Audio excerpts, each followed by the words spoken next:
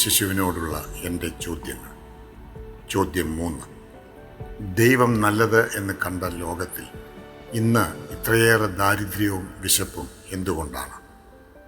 ഉത്തരം: എല്ലാ തിന്മകളുടെയും ഉറവിടം സ്വാർത്ഥതയാണ്.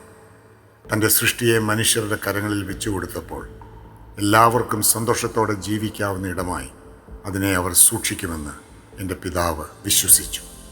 പക്ഷേ പങ്കുവയ്ക്കലിൻ്റെ പാഠം മനുഷ്യർ മറന്നതോടെ ലോകം ഇങ്ങനെയായി.